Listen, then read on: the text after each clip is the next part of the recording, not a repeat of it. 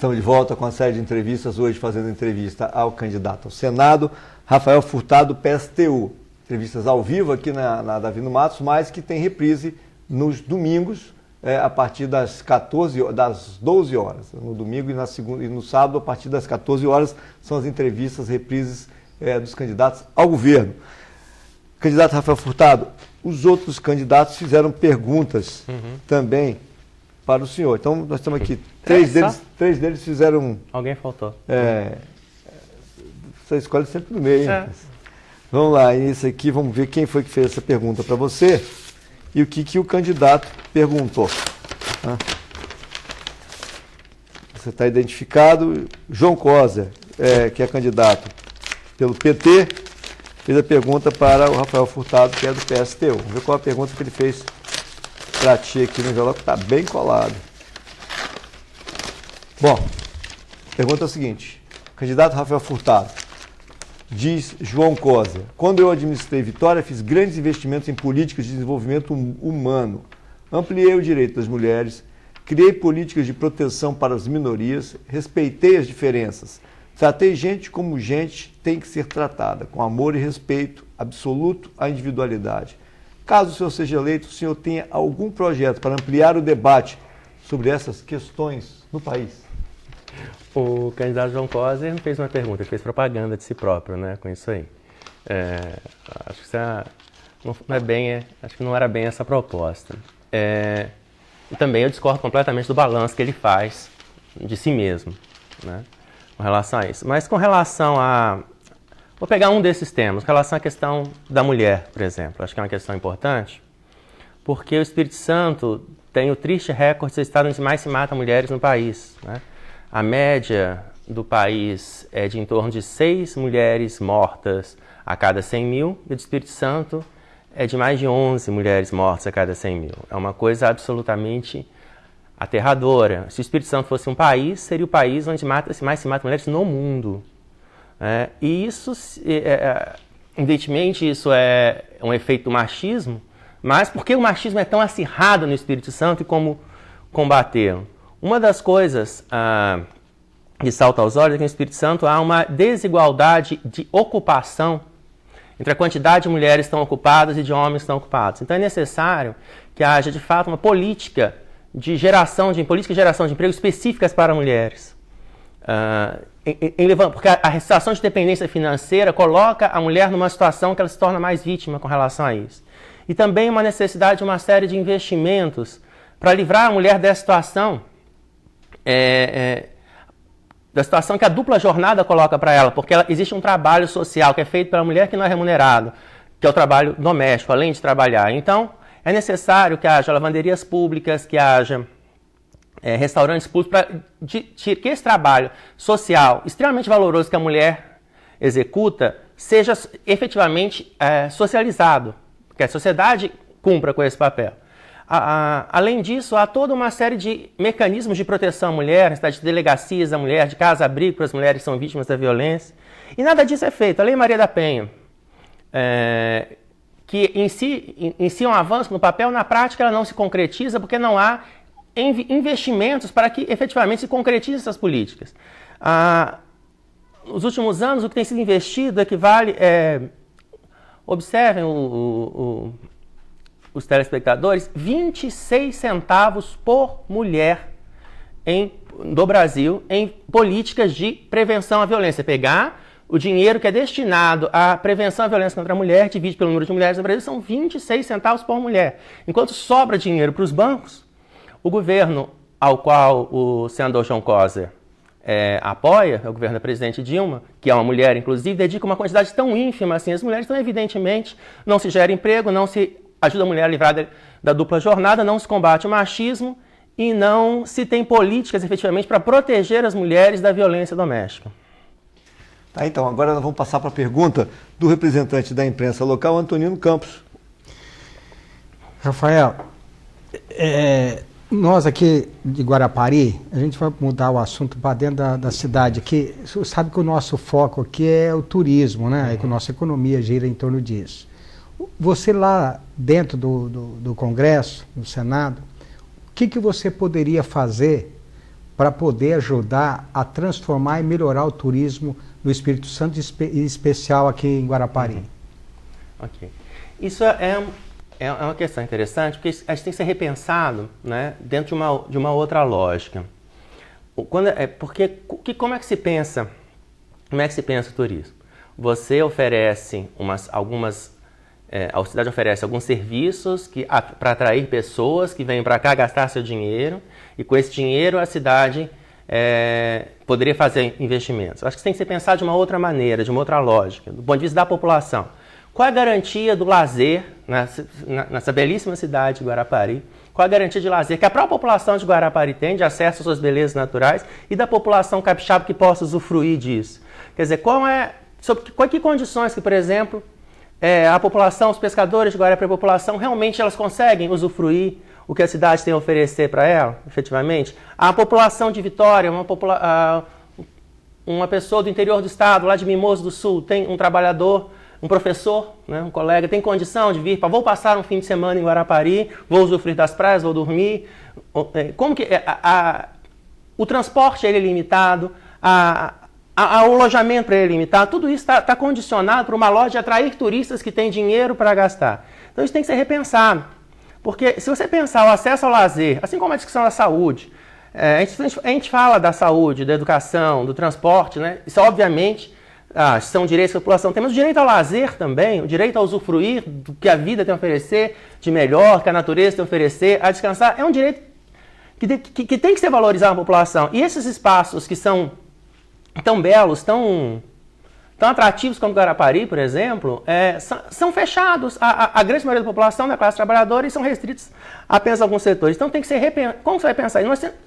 Aqui tem um desplante, tem uma praia, belíssima praia de 3 praias, que eu cheguei aí algumas vezes quando era criança, onde a população não tem acesso, está fechada, né, entrada por interesse do mercado. Você tem uma cidade que por especulação imobiliária você não tem sol nas praias do centro de Guarapari depois de um certo horário, porque permitiu-se construir enormes espigões do interesse da especulação em prejuízo das pessoas. O desenvolvimento da cidade é absolutamente caótico, exatamente, vou trazer turismo vem de fora, e a cidade não dá conta, a rede de esgoto, de transporte, uma série de coisas. E dessa lógica, apenas da especulação turística, prejudicou profundamente a própria população de Guarapari e dificulta que Guarapari torne-se, até pela lógica do próprio capital, torne-se um espaço onde a população possa ter acesso ao lazer, de fato, e se apropriar dela. A cidade fica refém de alguns turistas ricos que vêm aqui, e a própria cidade não pode usufruir disso. Então, a gente tem que repensar o turismo, em vez de pensar o turismo como uma atividade econômica para atrair dinheiro no município, e sim pensar como é o lazer que o trabalhador pode usufruir aqui no município. Tá, então. E a próxima pergunta agora é do José Rabelo, editor do site Século Diário. Rabelo. Candidato, vou me colocar aqui no papel de eleitor e para perguntar, para trazer uma questão bastante polêmica. O partido do senhor, ele defende a estatização de serviços, né? Acho que é uma das propostas bastante centrais do seu partido. Entre eles, por exemplo, o transporte, né? O transporte voltaria a ser gerido 100% pelo Estado, né? Essa é uma questão que, se a gente for considerar a história recente do país, que normalmente o cidadão ele se assusta quando você fala em estatizar, porque os últimos governantes tentaram provar por A mais B que os serviços se tornam mais eficientes se forem terceirizados, o custo diminui e quem sai ganhando com isso é a população. Isso que foi mostrado pelos últimos governantes. O serviço privatizado, terceirizado, na mão de empresas privadas, foi vendido como sinônimo de qualidade, de diminuição de custo, como eu falei para o senhor. Qual é o discurso do senhor para convencer o eleitor de que a volta para esse modelo de estatização será mais eficiente do que esse modelo que a maioria dos gestores utilizam hoje? Na verdade, o que você tem as pessoas que encaminharam esse processo de privatização não são por nada despreparadas, né? Elas construíram esse caminho. Qual é o caminho da privatização? Primeiro, você sucateia o serviço. Você não faz investimentos, você deixa a população amíngua e insatisfeita com esse serviço. A partir daí, você apresenta como única solução a privatização. Você não faz investimentos que são necessários, você gere, embora seja público, essas empresas públicas foram geridas segundo interesse privado, benefícios de grupo A ou B, você sucateia e depois vende. Mas a população, acho que uma coisa que é com consenso na população, a população tem vivenciado, por exemplo, o caso da telefonia, por exemplo. Eu não tive a oportunidade de encontrar um único cidadão que tenha falado que eu estou feliz com a minha operadora de celular, o serviço é maravilhoso, eu pago barato, funciona muito bem, a minha internet é rápida, nossa, que maravilha o serviço privado. Eu não consegui encontrar uma única... Tirando o Fernando Henrique, o pessoal que defendeu a prestação de televisão, não encontro ninguém eufórico com isso. As pessoas falam, eu preciso ter 4 chips, porque se eu ligar para outra operadora eu tenho que pagar mais caro. É uma insanidade. Não tem nada de eficiente, não tem nada de barato, né? Você consegue ser barato se você falar só entre pessoas que têm só a mesma operadora, sendo que isso não tem custo adicional técnico para fazer essa comutação. E reclamação. Então, as pessoas não estão felizes com relação a isso. Você tem um sistema elétrico, por exemplo, que está bastante privatizado, onde aí não são feitos investimentos necessários, e aí você acaba correndo riscos de apagões, quanto a eletricidade é cara. A população, ela percebe na pele que esse serviço, o mundo dourado que o neoliberalismo prometeu, que o serviço privado é uma maravilha, isso não se deu. Agora, o ser público, efetivamente, o ser estatal, se for gerido como era gerido pelos interesses do mercado através dos seus agentes do governo, não vai ser voltado para os interesses da população. Então, a gente quer um Estado que seja efetivamente controlado pelos trabalhadores. Porque a gente quer pensar uma dinâmica, como eu coloquei no começo, quem produz a riqueza, quem produz toda a riqueza deve usufruir dela, é capaz de governar e deve governar. Porque o Estado capitalista, mesmo quando as empresas não estavam privatizadas, a sua função, a sua gestão era para beneficiar o capital privado. Então, a gente quer as empresas reestatizadas e pensadas e controladas pelos trabalhadores para efetivamente atingir um benefício público. Mas eu acho que o conto da carochinha da privatização, a população já percebeu que não foi como venderam para ela. Né? Pois bem, agora nós temos, para as considerações finais, candidato, um espaço para que o senhor possa se despedir do eleitor, apresentar algum tema que não foi abordado aqui, com 3 minutos para que o senhor possa fazer isso. Bom, gostaria de agradecer mais uma vez a oportunidade da TV Guarapari. É uma contribuição à democracia, porque a gente tem sido sistematicamente barrado dos espaços para apresentar nossas propostas, é um bloqueio muito grande.